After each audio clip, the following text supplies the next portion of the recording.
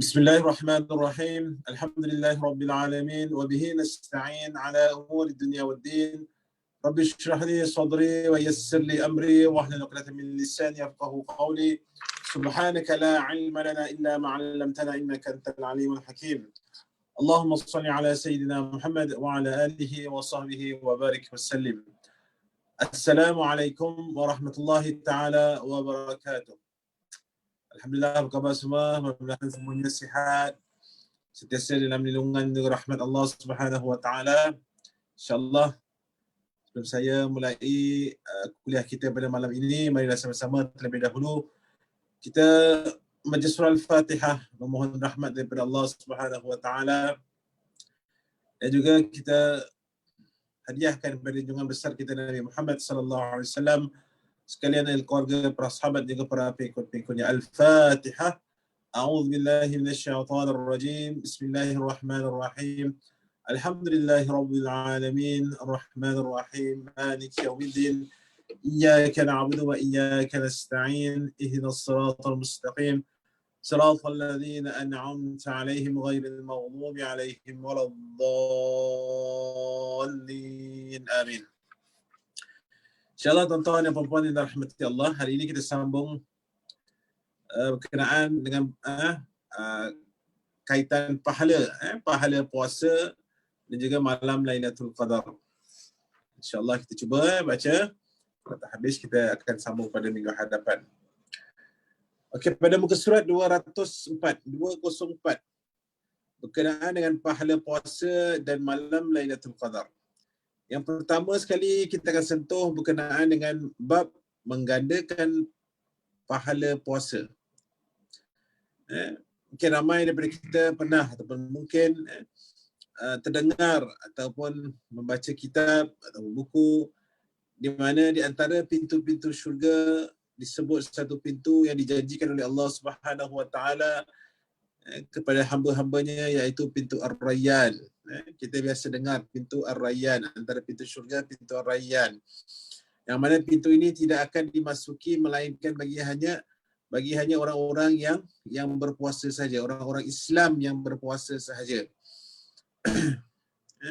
Dia khas untuk orang-orang Islam yang berpuasa. Dan pahala puasa yang dijanjikan oleh Allah Subhanahu Wa Taala begitu besar sekali.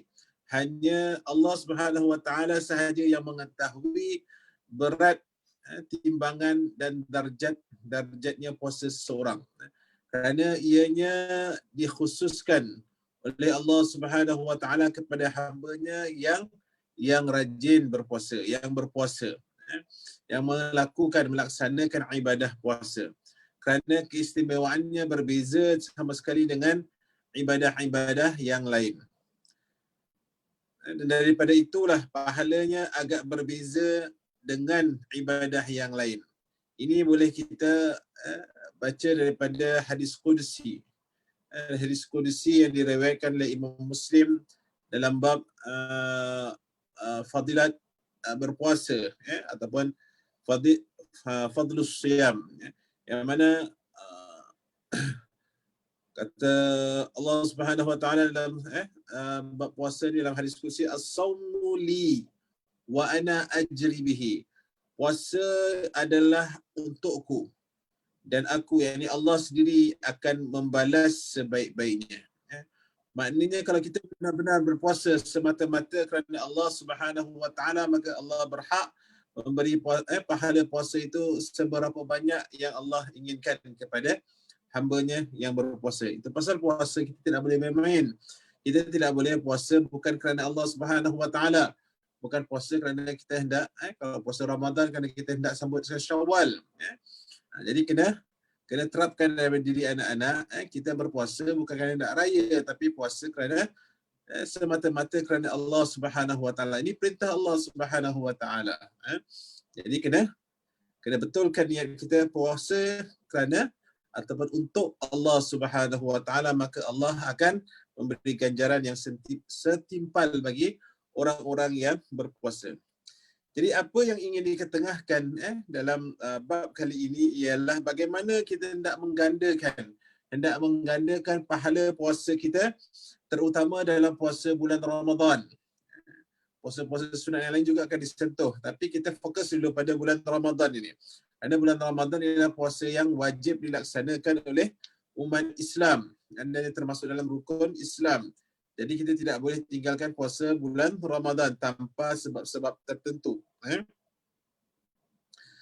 Jadi puasa Ramadan selama sebulan itu, dia boleh menjadi, pahalanya boleh menjadi bertahun ataupun lebih daripada 30 hari, 29 ataupun 30 hari yang biasa kita puasa. Puasanya sama juga dalam Ramadan 30 hari, tapi pahalanya berganda. Di tanah agama kita ni, kita puasa sehari dalam Ramadan, tapi sebenarnya sehari itu kita dah mencapai lebih daripada sebulan. Jadi berganda-ganda pahalanya. Jadi antara cara-cara kita nak menggandakan pahala puasa ialah, yang pertama sekali seperti mana yang termaktub dalam kitab ini, ialah memberi makan kepada orang yang berbuka puasa. Orang yang nak berbuka puasa, kita memberi mereka makan. Yang mana kita sedia maklum bahawa untuk mendapatkan pahala puasa satu hari ini sudah tentu memerlukan kita berpuasa selama satu hari juga, iaitu tidak makan dan tidak minum pada siang harinya. Tetapi tahukah kita bahawa seorang Muslim, seorang Islam boleh mendapat pahala puasa selama 1 minggu atau satu bulan, hanya dalam masa tidak sampai 1 jam sahaja, iaitu memberi makan pada orang yang berbuka puasa. Maknanya dia puasa sehari dalam bulan Ramadan, hari puasa yang pertama, tetapi bila dah akhir puasanya dia dapat pahala yang berganda, seolah-olah dia dah berpuasa lama dah. Ibaratnya begitulah. Dan ini adalah salah satu cara untuk melipat kali gandakan pahala puasa kita. Ini sesuai seperti mana sabda Rasulullah sallallahu alaihi wasallam, man fattara sa'iman kana lahu mithlu ajrih. Apa maksudnya? Sesiapa yang memberi makan untuk orang berbuka puasa, maka baginya pahala orang berpuasa. Dia berpuasa, kemudian ada kelebihan, dia memberi pula juadah berbuka untuk orang yang berpuasa. Kalau satu orang yang dia bagi itu berpuasa dan kemudian dia berbuka dengan makanan yang kita beri, maknanya pahala puasa dia pun kita dapat. Kita dah puasa satu hari, dapat pula pahala orang yang kita beri makan satu hari untuk satu orang. Bayangkan kalau lebih daripada satu orang. Jadi Masya Allah, besar punya pahala bagi orang yang memberi makan kepada seorang untuk berbuka puasa. Dengan hanya kita memberi makan untuk orang tersebut berbuka. Dan kemudian difahamkan daripada hadis ini ialah, kalau kita dapat memberi makan kepada satu orang yang berbuka puasa, maka kita bakal mendapat pahala 1 hari berpuasa orang tersebut. Maknanya kita berpuasa, orang tersebut pun berpuasa, cuma kelebihannya kita memberi dia juadah berbuka, maka puasanya 1 hari itu dapat pahala juga kepada kita. Seolah kita puasa 2 hari. Jadi kita fikirkan pula, kalaulah kita dapat beri makan lebih daripada itu. Contoh dalam kita ni, kalau dapat kita bagi 30 orang, dah tentunya 1 hari puasa kita tu, dengan kita memberi juadah berbuka puasa kepada 30 orang, seolah-olah kita dah puasa, dapat pahala puasa sebulan. Itu kelebihannya. Jadi besar tak kelebihannya?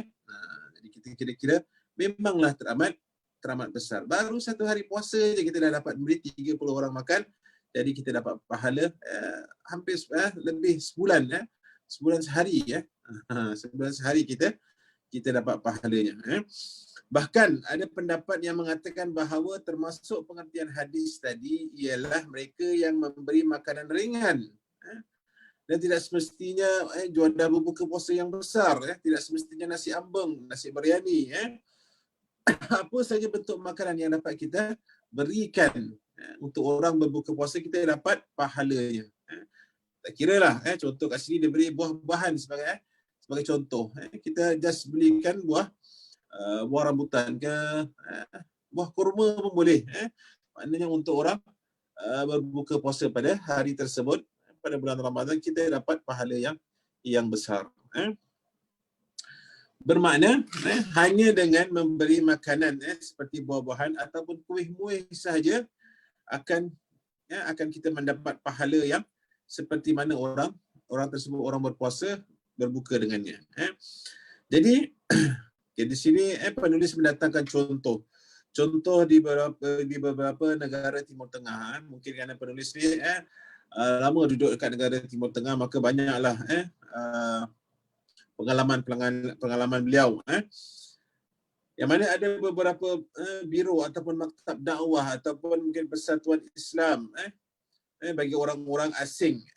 Begitu juga badan-badan kebajikan yang menjalankan kegiatan memberi makanan kepada orang berpuasa dalam bulan Ramadan. Sebagai contoh, didatangkan misal seperti di negara Saudi. Dengan hanya bayaran RM5, kita dapat memberi satu orang makan. Bayang kalau dapat bagi RM50, RM150, maknanya ramai lagi lah yang kita boleh beri makan di negara tersebut. Dan bayangkan dengan hanya menerima RM5 sahaja dapat memberi makanan berbuka puasa kepada satu orang, bagaimana pula kalau kita derma lebih daripada tersebut. Mungkin kita dapat membeli lebih daripada 30, 40, 50 orang untuk berbuka puasa pada hari tersebut. Jadi pahala pahala yang berganda. Dan ini adalah satu cara yang baik untuk melipat kali gandakan puasa kita. InsyaAllah mudah-mudahan kalau siapa yang belum pernah memberi juadah buka puasa di tempat-tempat awam, contoh di masjid di Singapura ni, maka insyaAllah kita tanam tekad mudah-mudahan Ramadan akan datang, kita dipanjangkan umur, kita dapat melakukan amalan tersebut kerana dia menggandakan pahala puasa kita. Dan di negara kita sebagai contoh, kalau kita sedia maklum, biasanya di masjid-masjid akan siapkan juadah berbuka kepada orang-orang yang berpuasa. Ada siapkan tabung dan sebagainya. Maka kita hulurkanlah seberapa yang kita mampu. Mudah-mudahan kita nak mencari redha Allah, mudah-mudahan kita mendapat pahala yang berganda di sisi Allah Subhanahu Wa Taala dan diangkatkan darjat kita. Jadi jangan kita lepaskan peluang ini.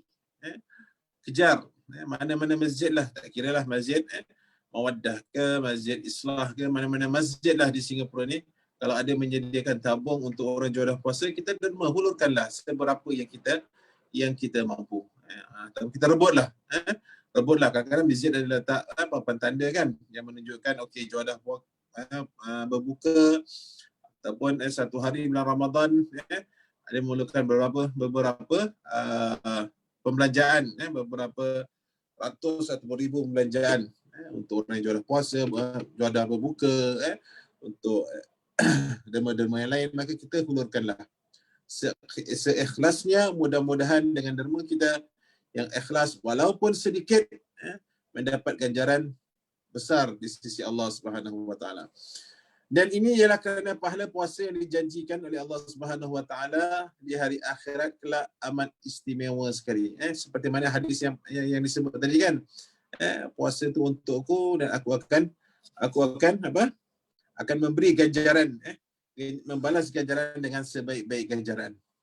Maka tak nak ke kita rebut dan pahala yang berganda ini.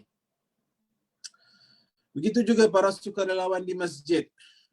Kadang-kadang kita mungkin tidak mampu untuk menghulurkan bantuan dalam bentuk wang, dalam bentuk duit. Kita hulurkanlah dengan tenaga kita. Kita menyediakan juadah-juadah berbuka puasa. Tak kiralah di masjid ke ataupun di mana-mana persatuan Islam yang menyediakan juadah untuk orang berbuka puasa ataupun agihan kepada untuk orang-orang berbuka puasa, kita turut sama. Mungkin kita tidak berkemampuan, berkelebihan yang besar untuk nak beri juadah yang besar kepada orang, tapi kita keluarkan keringat kita membantu dalam menyediakan juadah puasa pun dapat pahala orang yang memberi makan kepada orang yang sedang berpuasa.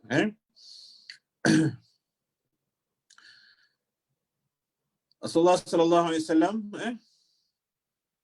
yang sebut dalam hadis tadi, sesiapa yang beri makanan untuk orang yang berbuka puasa, maka baginya pahala orang berpuasa. Memberi makanan maknanya tidak semestinya dengan sponsor membelikan, tapi menghulurkan, membantu menghulurkan juadah puasa ini kepada orang pun akan dikira nafkah. Dan ini juga termasuk nafkah yang diberikan oleh seorang suami kepada isteri dan anak-anaknya. Suami pergi keluar belanja, memberi bahan-bahan untuk berbuka puasa pun dah dikira mendapat pahala. Jadi kalau dapat lebih lagi, hulurkan kepada yang lain juga.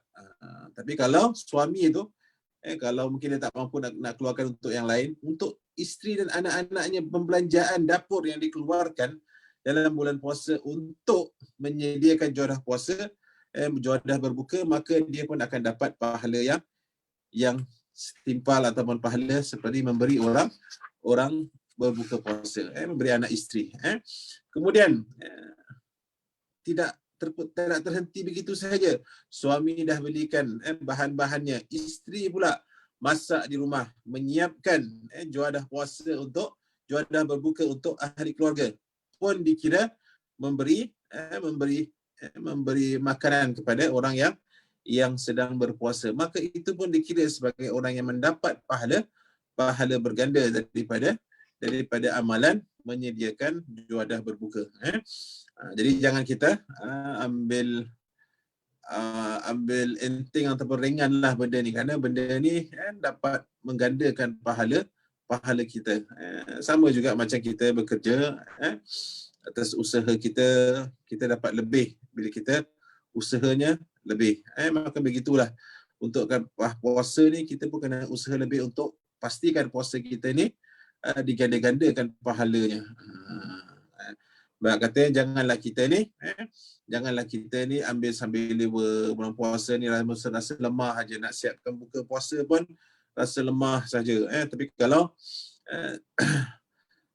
bab lain tu kita semangat. Kalau kita nak dapat ganjaran dunia kita semangat, tapi dapat ganjaran pahala yang besar di sisi Allah, kita kadang-kadang jadi malas. Dan bagi suami yang tidak bekerja di rumah, tidak ada kerja di rumah, maka bantulah isteri. Ini pun juga diterapkan dalam kitab ini untuk kita ingatkanlah ahli keluarga kita, suami, anak-anak, kita tolonglah ibu kita, tolonglah pasangan kita untuk menyediakan juadah puasa. Mudah-mudahan kita sama-sama keluarga, kita mendidik keluarga kita untuk sama-sama meraih ganjaran pahala yang besar di sisi Allah Subhanahu Wa Taala dengan menyediakan juadah berbuka bagi orang yang berpuasa. Diingatkan sini, janganlah kita asyik duduk TV, asyik nak menunggu masa untuk berbuka puasa, tapi kita tidak ambil inisiatif untuk sama-sama kita menyediakan juadah berbuka bagi orang yang berpuasa. Dan di sini kalau kita perhatikan, di dalam ajaran Islam, memberi makan ni, saya secara keseluruhan bahawasanya bila kita menyediakan juadah berbuka untuk orang berpuasa, maka kita ni memberi makan kepada orang lain. Maka dalam Islam, memberi makan kepada orang lain adalah perkara yang digalak-galakkan untuk kita laksanakan, dan pahalanya pula adalah amat besar sekali. Dan kita perhatikan sabda Rasulullah sallallahu alaihi wasallam ketika baginda sallallahu alaihi wasallam sampai ke Madinah, belum sempat baginda rehat lagi, baginda dah mengingatkan pada penduduk Madinah ataupun sahabat-sahabatnya di Madinah. Kata Rasulullah apa? Afshus salam wa at'imut ta'am wa salli bil laili wan nasi niyam tadkhulul jannata bisalam. Apa maksudnya? Sebarkanlah ucapan salam dan berikanlah makan. Maknanya sama ada kita kenal ataupun tidak orang tersebut. Secara umum dalam hadis ini tidak menetapkan sesiapa sahaja kita boleh beri makan, yang kita kenal ataupun tidak kenal. Maka kata Rasulullah, begitu juga Rasulullah sambung, dan solat di waktu malam ketika manusia sedang tidur, maka kita ni ataupun kamu ni, kata Rasulullah, akan masuk syurga dengan selamat ataupun dengan aman. Cuma kat sini nak highlight berkenaan dengan orang yang memberi makan. Maknanya amalan tersebut amalan yang begitu baik sekali dalam Islam untuk kita laksanakan dengan kita memberikan makanan. Mudah-mudahan dipermudahkan urusan kita kelak di akhirat untuk masuk ke dalam ke dalam syurga Allah Subhanahu wa taala. Maknanya tak boleh kita ni jadi manusia yang kikir ataupun lokik ataupun kedekut. Kena ada kelebihan, kita berilah makan, belanja kawan makan ke, belanja ahli keluarga makan ke, siapkan makanan ke, atau apa sahaja. Mudah-mudahan dengan kita melaksanakan amalan yang sedikit ini, kita mempermudahkan urusan kita di akhirat kelak. Sebagai contoh lah, sebagai contoh, kalau saya lah yang berpengalaman bekerja di masjid, kadang-kadang terasa macam cemburu bila melihat bukan melihat jemaah dapat makanan, melihat jemaah yang memberi makanan. Kerana orang yang memberi makanan tu, kalau dekat masjid tu, kadang-kadang kita nampak orang yang memberi tu orang yang sama seperti mana saya ceritakan, orang yang melakukan sedekah, zakat. Kadang-kadang orang yang sama juga. Sebagai contoh lah, hari ini kita dapat sponsor kalau kat masjid lah. Kalau kat masjid hari ini, tadi saya nampak ada nasi ayam. Saya perasan logo dia. Dan logo ni, orang ni pernah derma sebelum ni. Maybe bulan lepas agaknya. Maknanya bulan ni dia keluar lagi. Maknanya dia terus memberi. Masya Allah, pahalanya mungkin berganda-ganda. Allah kurniakan rezekinya pun berganda-ganda. Tak bankrupt pun. Mungkin bisnes dia tak bankrupt dengan dia sentiasa memberi. Allah gandakan kebaikan, menggandakan rezekinya, Masya Allah. Jadi jealouslah kita bila tengok orang dapat memberi makanan kepada orang lain. Tak kira lah, Alhamdulillah lah, kalau di masjid ini apa saja bentuk program yang kita laksanakan, ada saja orang yang hendak memberi. Jadi mudah-mudahan orang yang memberi itu, mudah-mudahan salah satu harinya kelak adalah di antara kita sendiri, orang yang dapat memberi makan kepada orang lain. InsyaAllah. Jadi doa, tanam cita-cita ni, mudah-mudahan satu hari kelak aku dapat sponsor makanan untuk jemaah, misalnya kata kan. Sekarang jemaah ni ikutlah berapa kemampuan yang kita mampu untuk hulurkan. Jadi mudah-mudahan kita mendapat ganjaran yang besar di sisi Allah Subhanahu wa taala. Dan kemudian bab dalam memberi makanan ini tidak hanya pada majlis sahaja. Begitu juga untuk tetamu yang datang rumah. Siapa sahaja yang datang rumah, jangan tunggu majlis besar sahaja baru kita nak siapkan makanan. Tunggu anak nanti nak kahwin ke, kata majlis birthday kita ke, baru kita nak bagi orang makan. Kadang-kadang orang yang datang biasa-biasa saja. Mungkin ahli keluarga kita yang datang. Mungkin abang kita, adik kita, ataupun ibu bapa kita yang mungkin datang ziarah kita, atau mungkin kita pula yang ziarah mereka ni. Jangan asyik nak bila datang rumah mak masa rindu nak masak, makan masakan mak aje. Kadang-kadang kita pun kena keluar belanja sikit lah, belanja mak kita. Mak hari ni tak payah masak, hari ni saya datang bawa sate, misalnya kata. Maknanya dengan kita mengeluarkan belanja, kita memberi tetamu ataupun kita datang ke rumah orang, kita membawa makanan. Ini pun satu pembelanjaan makanan untuk saudara mara kita, untuk sahabat handai kita, atau untuk siapa sahaja ahli kawan kita.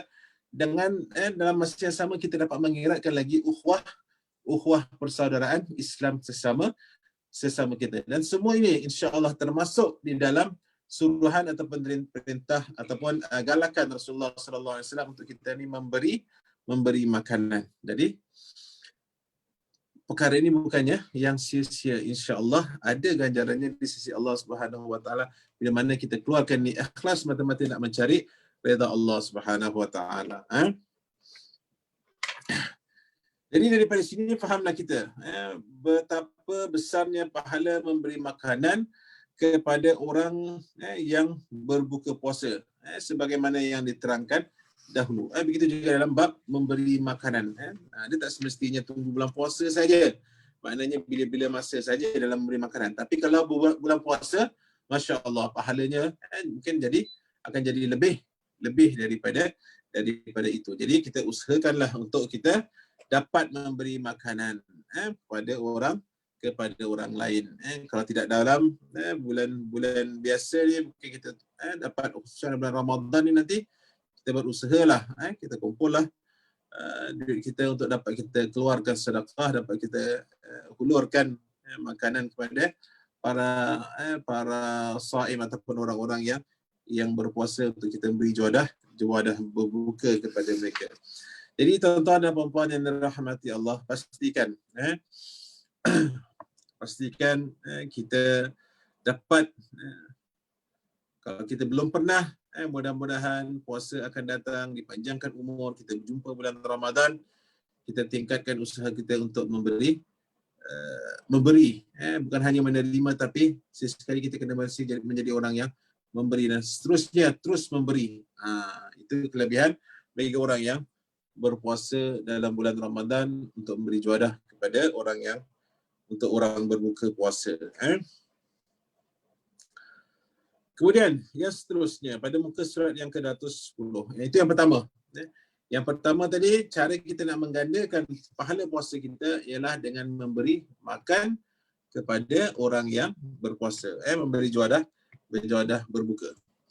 Kemudian yang kedua ialah puasa 6 hari pada bulan Syawal. Okay, ini dah masuk dalam bab puasa sunat. Tadi puasa wajib bulan Ramadan kan.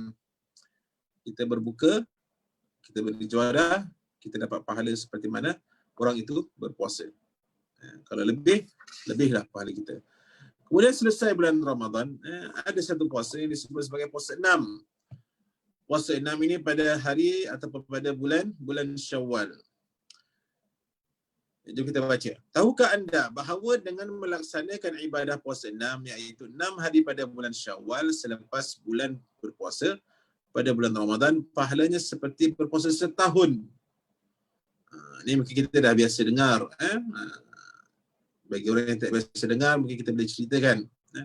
Sebenarnya selepas kita berpuasa dalam bulan Ramadan, kita sambung pula 6 hari dalam bulan Syawal, kita seolah-olah dapat pahala sebesar pahala berpuasa setahun. Ini belum plus lagi yang bagi makan lagi. Kalau dah campur dengan yang bagi makan, lebih lagi lah. Tak kira lah puasa dalam bulan Ramadan atau puasa di luar bulan Ramadan, puasa-puasa sunat. Kita dengar orang puasa sunat, kita menghantar makanan untuk orang tersebut berbuka. Makanya dia pun dapat pahala lebih. Bukan hanya dalam bulan Ramadan saja, di luar bulan Ramadan rupanya kita boleh buat pahala memberi juadah berbuka kepada orang lain. Jadi kalau sesiapa yang puasa dalam bulan Ramadan kemudian disambung dengan 6 hari dalam bulan Syawal, maka dia akan mendapat pahala seolah-olah dia berpuasa setahun. Ini seperti mana sabda Rasulullah sallallahu alaihi wasallam, "Man shama Ramadana thumma atba'ahu sittan min Syawal kana qasiyamid dahr." Apa maksudnya? Sesiapa yang berpuasa pada bulan Ramadan kemudian diikuti dengan puasa 6 pada bulan Syawal, maka pahalanya seperti puasa setahun. Hadis diriwayatkan oleh Imam Muslim. Jadi ini suatu kelebihan yang besar diberikan kepada umat Nabi Muhammad sallallahu alaihi wasallam. Kita ni umat Nabi Muhammad, hidup kita ni tak lama. Tak ramai yang akan capai umur 100 tahun. Tapi kita bayangkan apabila kita dah bacalah kitab ini, sesiapa yang mungkin dah baca bersama dengan saya ataupun sebelum ni dah baca, kita dah baca hampir 200 muka surat. Sebenarnya kita ni boleh dapat pahala yang berganda-ganda. Yang hanya orang yang hidup beribu tahun saja umurnya yang akan dapat buat pahala ni. Tapi kita ni alhamdulillah, umat Nabi Muhammad diberi keistimewaan untuk kita melakukan amalan yang sedikit, tapi ganjaran pahalanya begitu besar sekali di sisi Allah Subhanahu Wa Taala. Dan salah satunya puasa ni lah. Kita puasa sebulan campur dengan puasa sunat 6 hari dalam bulan Syawal, seolah-olah kita dapat kita puasa setahun dan kita dapat pahala puasa setahun. Macam mana? Nanti akan diberikan jawapannya.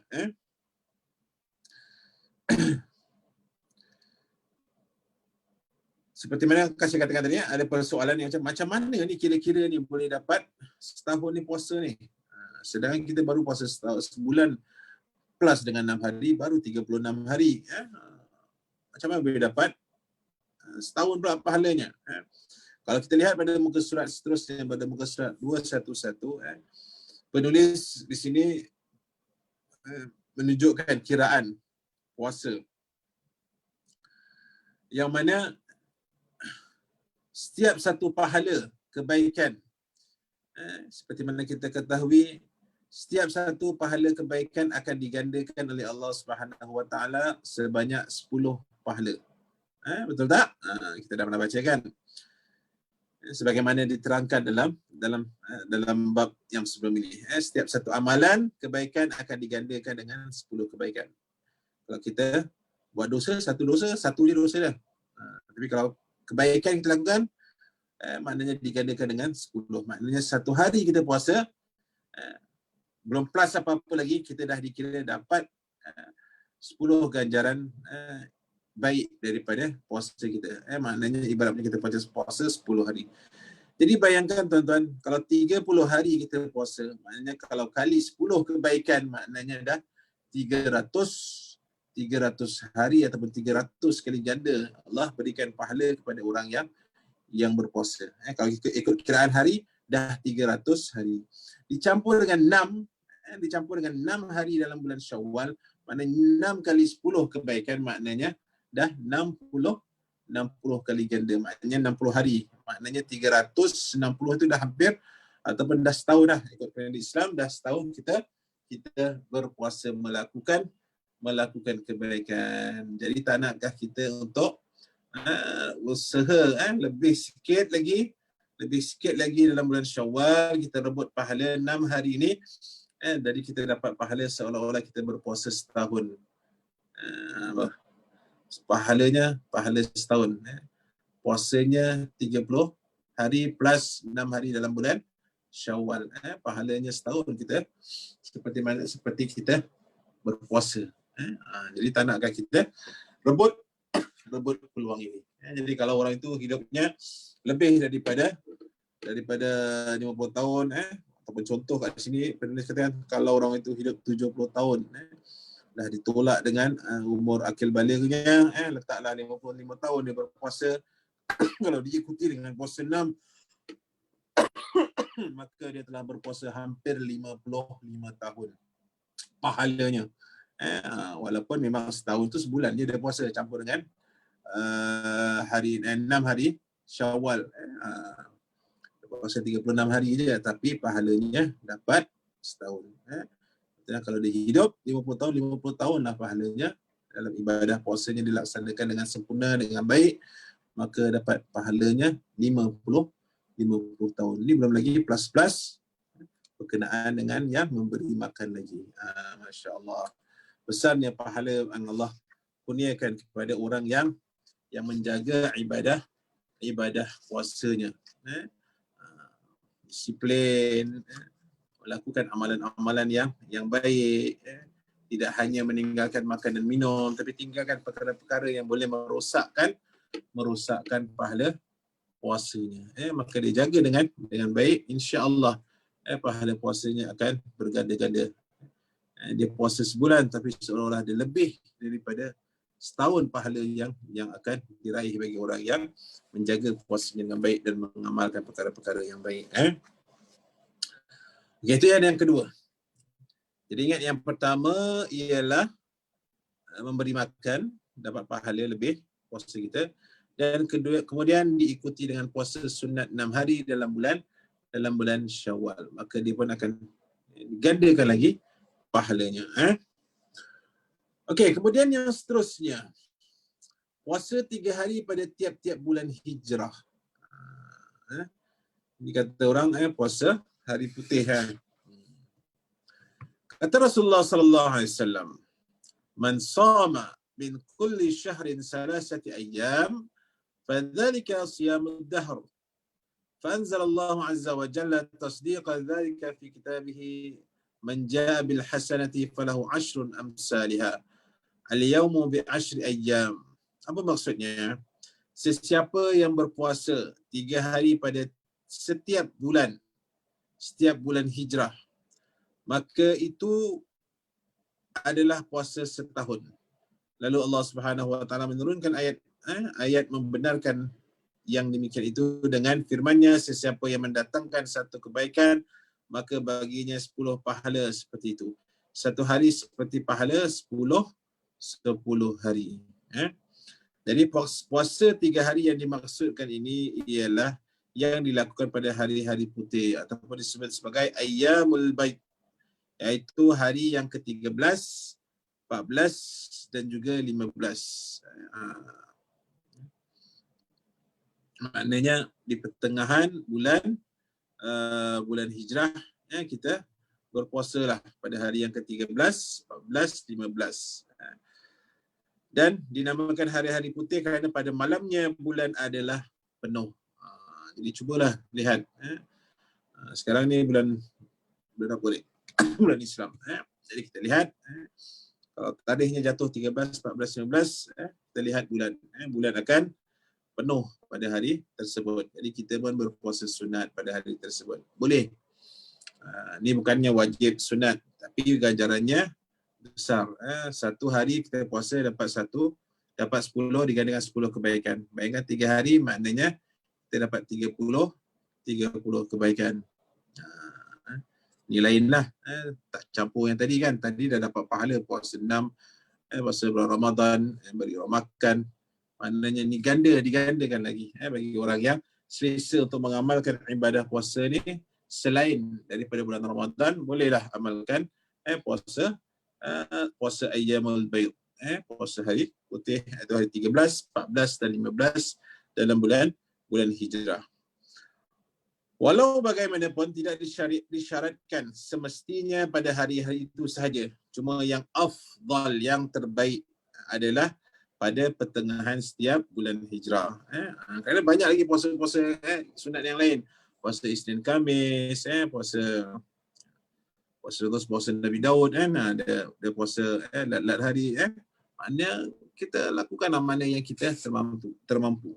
Kalau orang yang memang rasa mudah untuk ataupun suka berpuasa ni, ubahkan niat daripada puasa kita nak diet ni, puasalah kerana Allah Subhanahu Wa Taala, kerana ada ganjarannya di sisi Allah Subhanahu Wa Taala.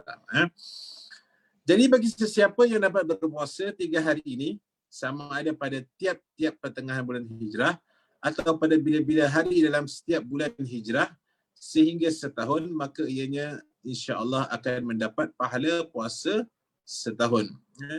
Dikira puasa setahun kerana 3 hari dikalikan dengan 12 bulan, iaitu bersamaan dengan 36 hari. Jadi dikirakan 30 hari itu adalah sebulan dan pahala sebulan itu bersamaan dengan 10 bulan. Maknanya kalau macam saya katakan tadi, sedang di sini penulis terang lebih lanjut lagi berkenaan dengan kiraan puasa. Maknanya sedang cakap kalau 3 hari kita puasa dalam sebulan, maknanya kita dapat 10 kebaikan daripada satu puasa kan. Jadi kalau 3 hari maknanya dah 30. Bayangkan kita puasa 3 hari setiap bulan tapi kita dapat pahala cukup 30 hari. Maknanya kalaulah 12 bulan kita puasa, seterusnya maka kita dapat pahala puasa setahun. Masya Allah, besar pahalanya. Jadi tuan-tuan bolehlah baca kiraan puasa sehari bersama dengan pahala 10 hari di bawah ni. Bagaimana saya dah ringkaskan tadi, maknanya satu hari kita puasa sama dengan 10 ganjaran kebaikan. Kalau dapat kita laksanakan setiap tahun, alhamdulillah, maknanya besarnya pahala kita dalam bab ibadah puasa. Jadi mudah-mudahan kita mohon dengan Allah Subhanahu Wa Taala mudahkan kita untuk melaksanakan ibadah puasa. Selanjutnya selepas bulan Ramadan. Kadang-kadang bulan Ramadan ni memang power. Kita tidak akan tergoda kalau kita dah terbiasa puasa dalam bulan Ramadan, kita tak akan tergoda pun dengan makanan ke ataupun minuman. Tapi kalau keluar bulan Ramadan ni, puasa-puasa sunat ni, kadang-kadang cabarannya lebih sikit. Jadi kita kena usaha. Itu pasal kerana puasa 6 ni kadang ramai orang terlepas. Kenapa? Banyak sangat open house. Mungkin tahun ni tak ada open house kan. Jadi alhamdulillah ramai orang yang dapat puasa 6. Mudah-mudahan ni menjadi latihan buat diri kita. Mudah-mudahan selanjutnya pada tahun-tahun akan datang kita dapat melaksanakan puasa 6 dan seterusnya, dan puasa-puasa sunat dalam bulan-bulan yang lain. InsyaAllah kita mohon dengan Allah Subhanahu Wa Taala dipermudahkan kita dalam urusan ibadah berpuasa ni. Okey. Itu yang ketiga. Kemudian yang keempat, masih dalam bab puasa. Puasa hari Arafah dan hari Ashura. Hari Ashura tu 10 Muharram. Satu lagi kelebihan besar dalam ibadah puasa ini ialah bagi mereka yang dapat berpuasa pada hari Arafah dan hari Ashura. Ini sebagaimana sabda Rasulullah sallallahu alaihi wasallam, "Siyamu yaumi Arafah." Ataupun saya bacalah dia punya. Maksudnya puasa hari Arafah, aku berharap keridhaan Allah Subhanahu wa taala agar mengampuni dosa setahun sebelumnya dan setahun sesudahnya. Serta puasa Ashura, aku mengharap keridhaan Allah agar mengampuni dosa setahun sebelumnya. Maknanya dengan kita berpuasa ni, kita mengharap Allah Subhanahu wa taala, apa yang dapat kita fahami daripada hadis ini, mengharap daripada Allah Subhanahu wa taala untuk diampunkan dosa kita setahun yang lalu dan setahun akan datang. Tapi bolehkah totally macam itu saja? Maknanya kita mengharap mudah-mudahan Allah ampunkan. Dan kalau betul-betul lah kita melakukan semata-mata nak mencari redha Allah, dan Allah mengetahui akan niat kita, akan redha Allah Subhanahu wa taala. Kita ni mengharap redha Allah Subhanahu wa taala, mudah-mudahan Allah ampunkan. Dan Allah mampu untuk melaksanakannya. Tapi kalau orang yang bohong, kalau orang yang berbohong, dia mengharap, kenapa nak puasa Arafah, nak ampunkan, mudah-mudahan Allah ampunkan dosa aku yang lepas, Allah akan ampunkan dosa aku yang lepas yang akan datang. Tapi dah lepas puasa dia masih lagi melaksanakan maksiat, masih lagi melakukan perkara-perkara mungkar, maknanya puasanya akan jadi sia-sia, kerana Allah tu maha mengetahui. Kita tak boleh bohong dengan Allah Subhanahu wa taala. Kita mungkin boleh bohong dengan manusia. Kita boleh bohong dengan sesiapa saja, tapi dengan Allah kita tak boleh bohonglah. Jangan dah puasa hari ini, puasa Arafah, besok kita buat dosa balik. Kenapa kau buat dosa? No problem. Allah dah akan ampunkan setahun akan datang. Tak boleh. Allah itu maha mengetahui niat kita. Kalau kita benar-benar ingin bertaubat, benar-benar ingin bersihkan diri kita, insya-Allah Allah akan ampunkan dosa kita yang setahun yang lepas, setahun yang akan datang. Dengan ini salah satu usahalah bagi orang-orang yang hendak membersihkan dirinya daripada perkara-perkara yang dosa yang tidak baik yang dia lakukan. Jadi yang dimaksudkan di sini terangkan lagi, yang dimaksudkan dengan puasa hari Arafah ialah bagi mereka yang tidak berwukuf di Arafah. Bagi kita ni contohlah, kita ni tidak melaksanakan haji, maka kita disunatkan untuk berpuasa pada hari Arafah, ini sehari sebelum hari raya. Adapun yang berwukuf di Arafah, maka tidak disunatkan bagi mereka untuk berpuasa, bagi orang yang melaksanakan haji pada tahun itu. Berkata Imam An-Nawawi rahimahullah tentang maksud hadis puasa Arafah tadi, yang diampunkan dosa setahun sebelum dan sesudahnya. Berkata para ulama bahawa yang dimaksudkannya ialah dosa-dosa kecil. Jika tiada, mudah-mudahan diringankan dosa-dosa besar.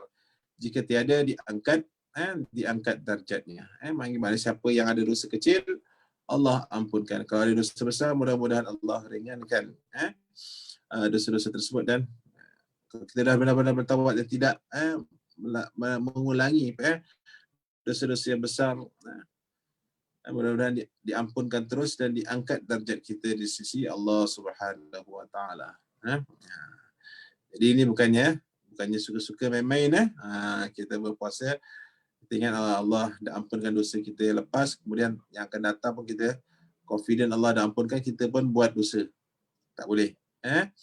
Allah itu maha mengetahui akan niat kita.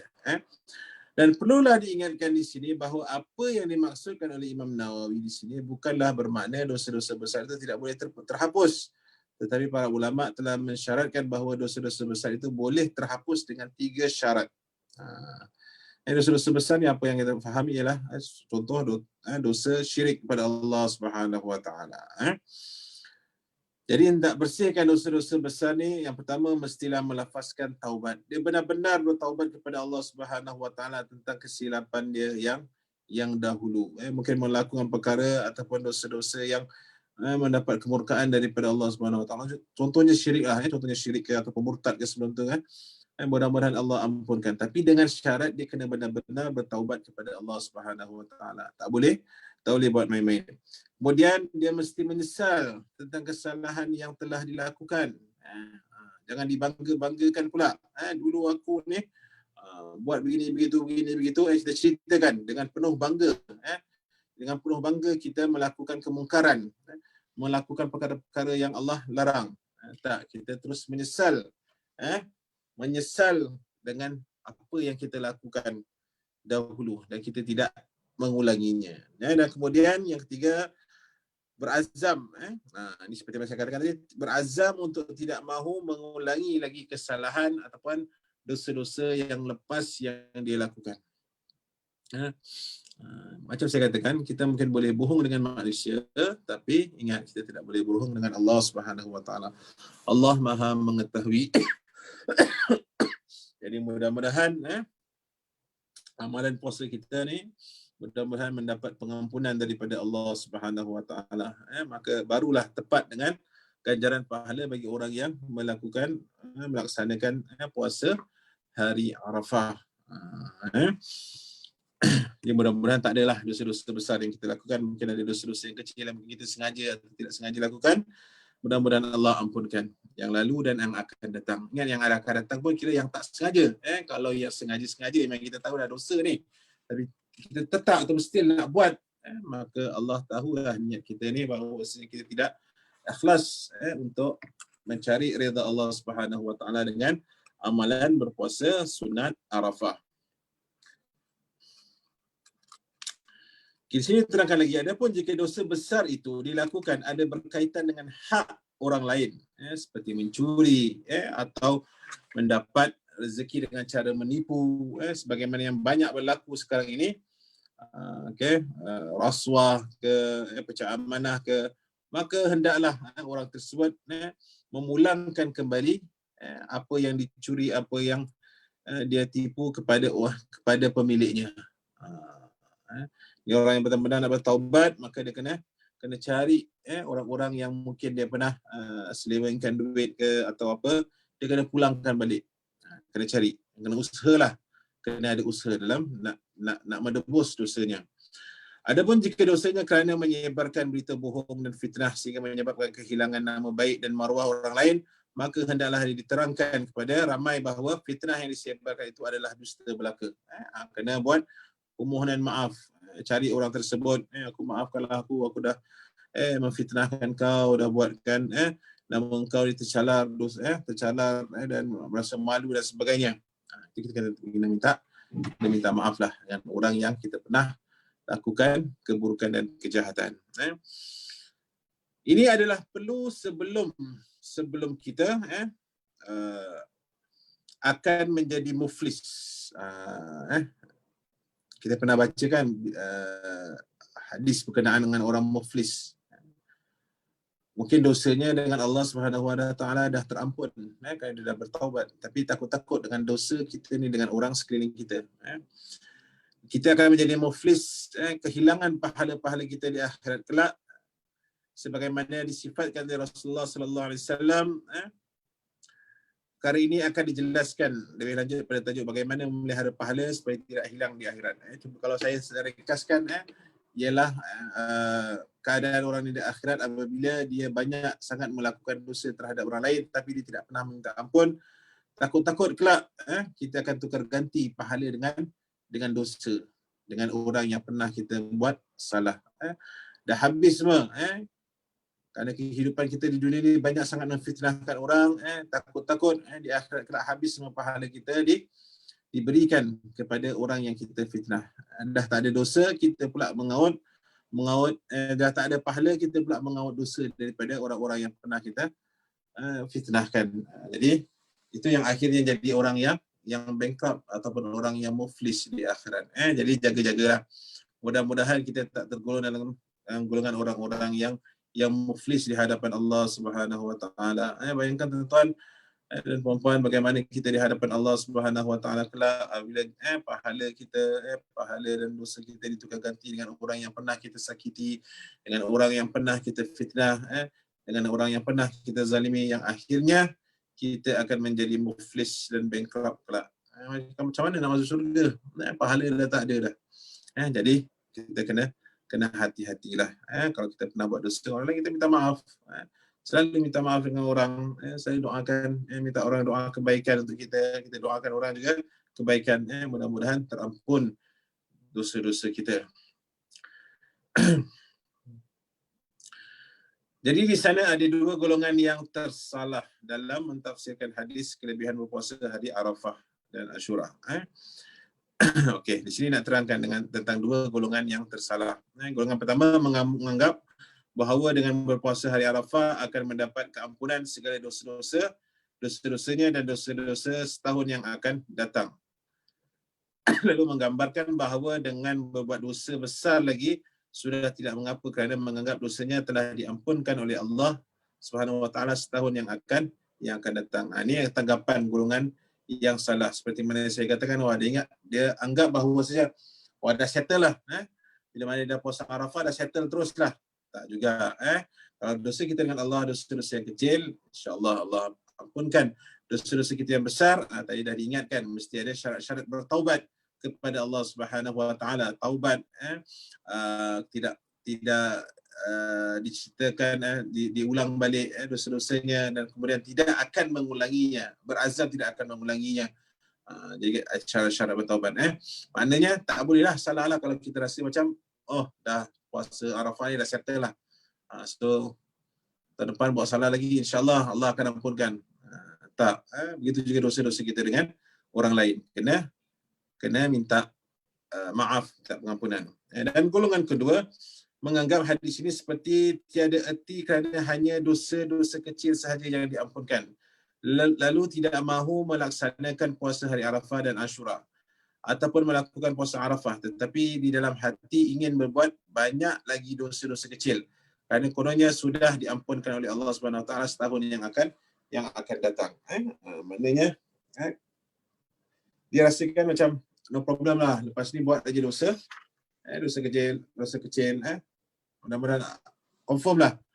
Jumpa nanti hari raya haji, sehari sebelum hari raya puasa, Allah settle. Maknanya ini pun salah juga. Jangan kita ada sifat sebegitu. Seperti mana saya katakan, Allah Subhanahu Wa Taala Maha mengetahui akan niat kita. Jadi hati-hati. Jangan kita mempermainkan ibadah-ibadah yang telah Allah turunkan kepada Nabi kita untuk kita laksanakan dengan kita sewenang-wenangnya buat dosa, kemudian rasa dengan kita puasa saja Allah ampunkan dosa dan kita boleh repeat balik dosa kita. Dia tak boleh. Allah Maha mengetahui. Jadi pengertian yang betul yang dikehendaki oleh hadis ini tadi ialah kelebihan yang besar yang bakal Allah Subhanahu Wa Taala berikan kepada hamba-Nya yang berpuasa hari Arafah yang benar-benar. Okey, kita lihat siapa yang ada kitab, kita lihat kat situ dia highlight yang benar-benar menginginkan keampunan dan rahmat serta syurga daripada Allah Subhanahu Wa Taala dan takutkan daripada kemurkaannya dan azabnya. Maknanya memang betul-betul kita ni memang mengharap pengampunan Allah Subhanahu Wa Taala. Ada orang berpuasa dia anggap ampun tak ampun sudah, yang penting aku dah laksanakan. Pun tak boleh juga.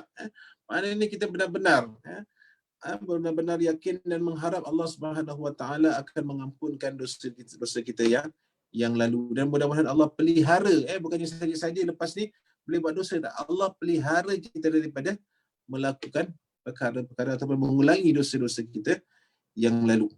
Kerana apa? Kita harapkan syurga Allah dan kita takut azabnya, maka kita tinggalkan perkara-perkara yang telah lalu, dosa-dosa yang telah lalu. Maka orang ini akan diampunkan dosanya yang telah lalu dan juga setahun yang akan datang. Maka dia benar-benar mengharap Allah Subhanahu Wa Taala mengampuni dosanya dan peliharanya setahun akan datang daripada melakukan atau mengulangi dosa-dosanya. Adapun memahami hadis tadi sebagai satu galakan untuk membuat dosa, disebabkan dosanya sudah diampunkan kerana dapat berpuasa, maka ini adalah kefahaman yang sudah jauh tersasar. Jangan kita ingat, oh next year punya dah clean, this year pun clean, maka kita boleh sewenang-wenangnya buat dosa. Itu perkara yang salah. Hatta kata penulis, kalaulah begitulah niatnya, maka puasanya tadi menjadi dosa juga. Kenapa? Kerana niatnya tak betul. Niatnya tak betul, maka dia pun tak dapat apa-apa daripada puasa sunnahnya. Jadi yang jelas, amalan puasa ini bergantung pada niat kita masing-masing. Jika melaksanakannya kerana ada niat yang jahat, niatnya nak melakukan dosa lagi lepas ni, maka itu sudah tersalah, maka puasanya adalah dosa. Tapi jika niatnya kerana benar-benar ingin mendapatkan keampunan daripada Allah Subhanahu Wa Taala dan dia menyesal dengan apa yang pernah dia lakukan dahulu, insya-Allah Allah akan mengampuninya dan akan mengampunkan dosa-dosa hamba-Nya, sama ada kecil ataupun besar, insya-Allah, jika dia benar-benar bertaubat. Dan kemudian insya-Allah setahun yang akan datang, mudah-mudahan Allah peliharanya daripada mengulangi dosa-dosa yang lalu. Jadi ini yang betul, kan? Mana kena betulkan niat kita ni dalam melaksanakan ibadah puasa kerana semata-mata nak mencari redha Allah Subhanahu Wa Taala. Insya-Allah. Wallahu a'lam bissawab. Kita dah ada lagi satulah yang last, pahala puasa dengan setiap langkah ke masjid untuk solat Jumaat pada awal waktu. Kalau kita tambah sikit lagi lah, ramai yang mungkin tidak mengetahui tentang pahala puasa yang diperolehi untuk mereka yang datang ke masjid pada awal waktu bagi mengerjakan solat Jumaat. Tetapi jangan terpanjat jika pahala puasanya bukan setakat sehari berpuasa, tapi setahun berpuasa. Kerana langkah, kan, kalau kita pergi pada bab yang sebelum ni berkenaan dengan orang yang datang ke masjid, solat langkahnya pun dah dikira pahala yang besar, hatta lebih daripada langkah dia sehari untuk pergi ke masjid. Pahalanya berganda-ganda. Dah dijelaskan pada bab yang telah lalu. Bayangkan kalau kita datang ke masjid pada hari biasa pun dah digandakan pahala kita, apatah lagi dalam keadaan kita sedang berpuasa. Maka pahalanya lebih besar lagi. Kemudian pada yang terakhir sekali, ribat dan berjihad di jalan Allah. Tajuk ini insya-Allah akan dihuraikan dengan lebih luas pada bahagian amalan yang berterusan pahalanya setelah wafat. Okey, insya-Allah itu bab yang terakhir ni, insya-Allah akan disentuh pada masa akan datang, pada babnya, insya-Allah. Jadi cukup sampai di sini saja berkenaan dengan puasa. Kita belum masuk lagi bab ibadah pada malam Lailatul Qadar dalam bulan Ramadan. Tapi bab puasa ni sahaja, mudah-mudahan ini memberi kita galakan untuk kita tanam tekad kita, insya-Allah kita sampai pada bulan Ramadan akan datang, mudah-mudahan kita lebih bersedia, bukan bersedia sahaja untuk melaksanakan ibadah puasa nak mencari redha Allah, tapi kita bersedia untuk menggandakan pahala puasa kita, insya-Allah. Mudah-mudahan sama-samalah kita saling doakan, mudah-mudahan kita dapat melaksanakan yang terbaik, insya-Allah, pada Ramadan akan datang. Insya-Allah panjang umur kita jumpa bulan Ramadan. Wallahu a'lam bissawab. Jadi saya rasa cukup sampai di sini saja. InsyaAllah mudah-mudahan dipanjangkan umur. Kita akan bertemu lagi pada minggu hadapan dan kita akan berbicara berkenaan dengan bab malam Lailatul Qadar. Sebentar, ada soalan nak tanya? Okey, kalau tak ada, jadi kita berhenti di sini. InsyaAllah kita sambung lagi pada minggu hadapan. Tapi sebelum tu, mari sama-sama kita tutupi dengan baca tasbih kafarah dan surah Al-Asr. Subhanakallahumma wa bihamdika asyhadu an la ilaha illa anta astaghfiruka wa atubu ilaik. Bismillahirrahmanirrahim. Wal 'asr innal insana lafi khusr illa alladhina amanu wa 'amilus solihati wa tawasaw bil haqqi wa tawasaw bis sabr. Bismillahirrahmanirrahim. Alhamdulillahirabbil alamin.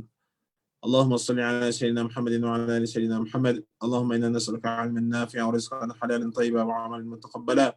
اللهم اجعل جمعنا هذا جمعا مرحوما وتفرقنا تفرقا معصوما. ربنا آتنا في الدنيا حسنة وفي الآخرة حسنة وقنا عذاب النار. ربنا تقبل منا إنك أنت السميع العليم وتب علينا إنك أنت التواب الرحيم. نواه فيها سبحان ربك رب العزة عما يصفون وسلام على المرسلين والحمد لله رب العالمين. وبالله التوفيق والهداية والسلام عليكم ورحمة الله تعالى وبركاته. Selamat malam tuan-tuan. Terima kasih semua kerana mendengar. Baik, saya sama-sama. Okey, selamat malam semua. Selamat malam Ustaz.